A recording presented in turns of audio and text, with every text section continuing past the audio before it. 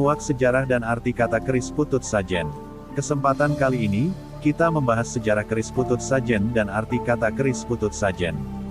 Dalam menelisik sejarahnya, ternyata keris putut sajen sudah ada di era peradaban awal kebudayaan Hindu dan Buddha di Nusantara ini.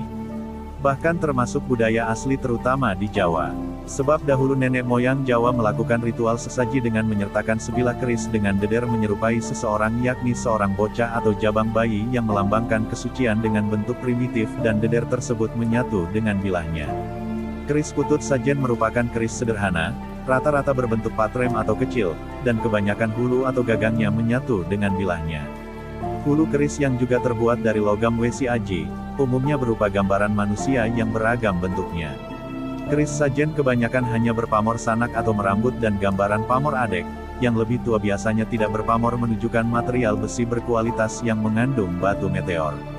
Keris satu ini memiliki keunikan tersendiri, walau terlihat sederhana tetapi memiliki nuansa sakral dan mingit. Keris sajen ini di zaman awal hanya berbentuk lurus tetapi seiring perkembangan budaya di era kerajaan abad pertengahan, Pajajaran dan Majapahit, ada yang berbentuk luk seperti keris pada umumnya. Tetapi tetap menampilkan kesederhanaan, sebab bukan keris ageman atau pajangan. Jika ada yang menunjukkan keris sajen pututnya bagus, detail dan indah ukirannya, bisa dipastikan buatan baru zaman now alias Kamardikan. Mungkin dilihat garapnya seperti tua, apa yang tidak bisa dilakukan di zaman sekarang, semua itu bisa diproses seperti sepuh sekarang ini, bahan kimia beragam jenis mudah didapatkan. Tetapi jika orang yang mengetahui sejarah dan untuk apa keris putut sajen fungsinya, tentu tidak keblondrok.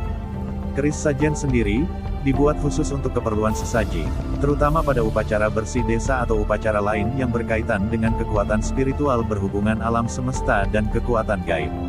Keris tersebut biasanya diletakkan di tengah beragam sesaji, dan sesudah upacara ritual usai, keris tersebut juga turut dilarung atau ditanam. Itulah sebabnya, banyak keris sajen yang dijumpai sebagai barang temuan di tengah sawah, di pinggir hutan, atau di tanah peladangan, bahkan di kompleks sekitar petilasan dan area tempat pemujaan atau candi-candi kuno. Keris sajen banyak yang sudah tidak utuh, karena ada bagian bilah yang termakan karat. Hal ini disebabkan karena pada umumnya keris semacam ini ditemukan dalam keadaan tertimbun tanah sudah ratusan tahun bahkan ribuan tahun, sebab memang tidak dirawat, hanya digunakan sebatas untuk perlengkapan sesaji. Karena keadaan barang yang telah rusak dan keropos diproses oleh alam itulah, sebagian orang yang kurang paham mengenai budaya keris sering mengatakannya sebagai keris yang amat bertuah. Bahkan oleh kalangan tertentu, keris itu kadang-kadang dianggap sebagai keris sakti yang sangat ampuh. Walau demikian, keris putut sajen yang banyak dijumpai, juga dipercaya memiliki tuah, sebab penanaman keris tersebut juga melalui upacara ritual dan memanjatkan doa puja mantra. Sebagian orang percaya putut sajen memiliki kekuatan terutama sebagai penolak.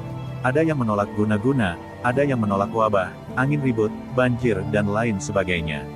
Ada yang hanya menolak satu sifat, ada yang beberapa sifat penolakan.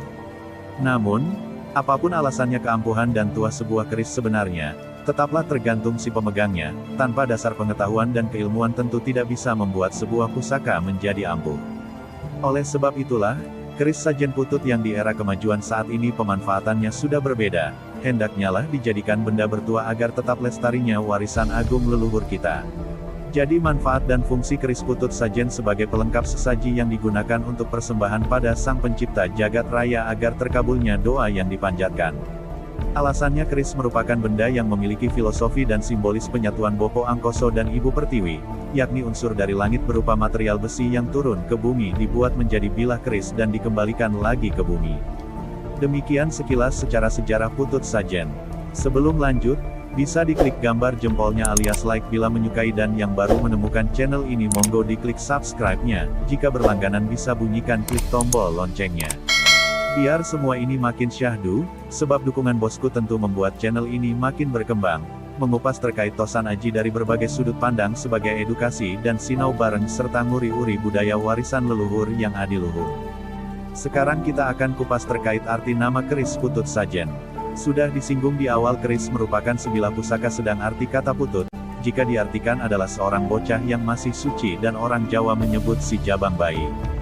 Jadi putut menghias dan menyatu di hulu atau gagang keris sajen agar memiliki filosofi manusia yang masih suci.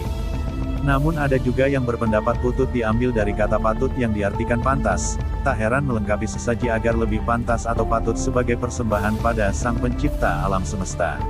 Ada juga putut diartikan dari kata empu dan tut, empu yaitu sang pembuat keris pusaka dan tut dari kata ngetut, yang diartikan mengikuti permintaan sesuai pesanan, yaitu keris untuk sesaji apa, baik itu tumbal wereng dan kesuburan untuk ditanam di area persawahan, tumbal wabah pagebluk atau bencana untuk ditanam di area candi atau tempat pemujaan agar semua umat manusia di sekitar area tersebut mendapat keselamatan, dan lain sebagainya. Jadi keris putut sebagai media pelengkap sesaji inilah dikenal sebagai keris putut sajen.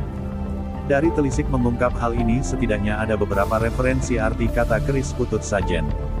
Jika bicara terkait sejarah tentu keris putut sajen asal-muasalnya ada sebelum dan awal peradaban Hindu-Buddha masuk ke Nusantara terutama di Pulau Jawa.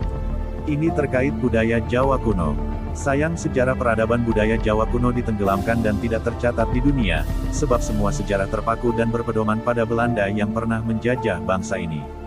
Kita sengaja dialihkan jauh dari budaya asli negeri ini, sebab bangsa yang besar adalah bangsa yang menjunjung tinggi budayanya. Dari sejarah awal aksara Jawa, ada bunuh-membunuh, seakan kita diadu domba, ada juga sejarah kota Salatiga dinyatakan kesalahan 3 perampok, padahal yang aslinya dari nama Selotigo, yaitu 3 patung batu simbol Trimurti. Kita biar tidak bangga atas keagungan leluhur kita, justru menganggap leluhur kita tidak bermoral. Inilah hebatnya bangsa asing. Bahkan keris putut sajen dianggap keris kemusyrikan, keris yang harus terkubur akan sejarah dan filosofinya. Jika bukan kita sebagai generasi penerus bangsa ini lalu siapa lagi? Kembalikan kehebatan leluhur kita dengan nguri-uri budaya. Keris putut sajen kita kembalikan pada fungsi dan manfaatnya agar apa yang dilakukan leluhur kita tetap terjaga. Hyang Sang Hyaning putut sajen dumadi amengku angayomi jagat bumi nuswantoro, sedio olopodo tawitowo, wabahlan bencono sumingkir lungo, dumadi adem ayem tentrem gampang kang diupoyo, lancar sandang pangan rejeki kang tumeko, hong milaheng sun mantak aji putut sajen mustiko nuswantoro.